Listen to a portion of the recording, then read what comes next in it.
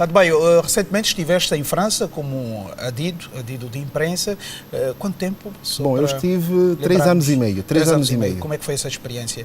Deixaste a redação, né, da TPA e de um jornal também onde estavas na altura. Pois, de facto, eu estive entre 2011 e finais de 2015 em França como, digamos, em missão diplomática, como adido de imprensa na nossa embaixada. E para mim foi uma experiência enriquecedora, né? Porque permitiu-me, no caso, ter uma compreensão melhor de alguns fenómenos e até da realidade internacional. Aliás, é um bocado fruto dessa experiência que nasce esse livro que vamos falar a seguir. Não é? Portanto, permitiu abraçar, digamos, uma visão diferente sobre a projeção que o nosso país tem lá fora, não é? E perceber também a própria dinâmica da geopolítica internacional. Por outro lado, cimentar uma network que é necessária, porque eu acho que nós, enquanto jornalistas, valemos-nos muito pelas fontes. E as fontes é o acesso que temos a certas pessoas com informação, ou com dados, ou com coisas que sejam relevantes para o nosso trabalho e para o público, principalmente. Depois, de França, para o Ministério das Finanças, como diretor do Gabinete de Comunicação Institucional, aí também uma participação, terá daí surgido alguma coisa que contribuiu para que, de facto, o livro pudesse nascer? Sim, aí atiçou sobretudo o lado económico, não é? Olharmos para a África do ponto de vista das políticas macroeconómicas, não é? E ter acesso a alguma informação, entre aspas, privilegiada, produzida quer internamente ao nível do Ministério, mas sobretudo produzida por instituições internacionais, Bretton Woods, principalmente o FMI e o Banco Mundial, alguma informação do Banco Africano de Desenvolvimento e outras agências internacionais que de facto olham para as questões africanas do ponto de vista económico e, portanto, são olhares e leituras que enriqueceram. E como é que o Adebayo pensa a África no domínio, digamos assim, político? Bom, do ponto de vista político, nós temos centrado a abordagem para a questão da democracia, mas eu penso que será fundamental olharmos para a dimensão da participação da sociedade civil, não é? E ver até que ponto, e principalmente a juventude, poderá ela participar e ser um ator importante digamos, da transformação do continente, sobretudo do ponto... A nossa participação cívica e política tem depois consequências, digamos, na nossa própria qualidade de vida. Ou seja, nós, enquanto participantes dos processos, não é, permitimos que isso depois se reproduza, se reflita na nossa qualidade de vida, do ponto de vista das políticas que os governos, obviamente, implementam para o bem-estar da sua própria população.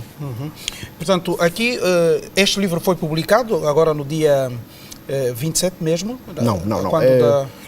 Portanto, em Luanda, eu publiquei o livro em Luanda a 4 de maio, não é? Depois tive uma apresentação do livro também em Portugal e temos projetada uma apresentação em Paris, por razões óbvias, entre aspas, e também há aí uma abordagem de fazermos alguma coisa no Brasil. E, Adebayo, o que é que falta para nós, os africanos, a África de uma maneira geral, para engrenarmos para aquele desenvolvimento tão esperado? Bom, eu penso que a questão da transformação do continente não deve ser vista no todo, ignorando essas partes. O que eu quero dizer com isso? É que nós costumamos e temos estado já a assistir a realidades de transformação muito interessantes, não é? E que podem ser inspiradoras para os demais povos. Ainda há coisa de poucos dias, nós tivemos a inauguração do sistema metropolitano de Nairobi. Portanto, o que eu quero dizer com isso? Um sistema de metro funcional, de larga escala para a cidade toda, não é? E que serve os anseios da população daquela cidade. Óbvio que exemplos como estes encontramos hoje já em vários outros países, né? A Etiópia, a África do Sul, Marrocos. Portanto, há exemplos de transformação que nos permitem aferir que o continente está numa dinâmica digamos, de viragem, chamemos assim. E isso tem que ser motivacional ou inspiracional para os outros povos que estão também neste processo. Fazes referência aqui, por exemplo, a Costa do Marfim, a Serra Leoa e o Tchad, como os 3 países que estão entre aqueles que mais crescem. Sim, do ponto de vista numérico, olhando para os números assim muito isoladamente, os números o livro reporta ainda os números de 2015 e 2016, de facto os países que estavam na dinâmica de maior crescimento do ponto de vista numérico eram estes, não é? Mas hoje, olhando para os indicadores de 2017, era interessante olharmos, não é?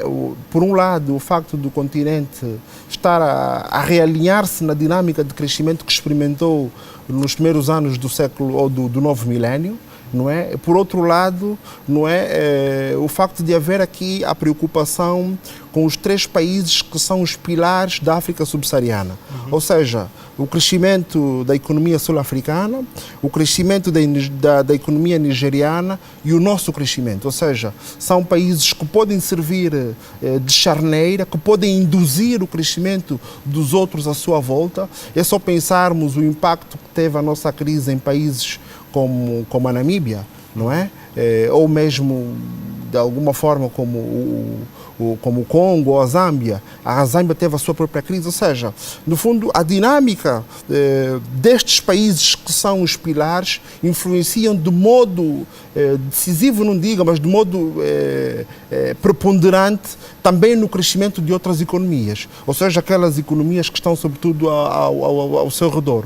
Por outro lado, é importante também notar que o nível de relação interafricana hoje ainda é baixo e é relevante valorizarmos o papel da integração económica regional. Ou seja, os países africanos terão melhor performance se entre eles houver uma cooperação económica mais efetiva. Ok, acabamos de ouvir aqui o pensamento do Adebayo nos domínios económico, político e algum também social. Eu gostava de saber se aqui também uma reflexão para o domínio cultural, porque e olhando para esta nossa grande diversidade étnica no continente, que muitas vezes leva a conflitos. Eu não olho, eu prefiro, digamos, passar de lado a visão das maleitas, não é?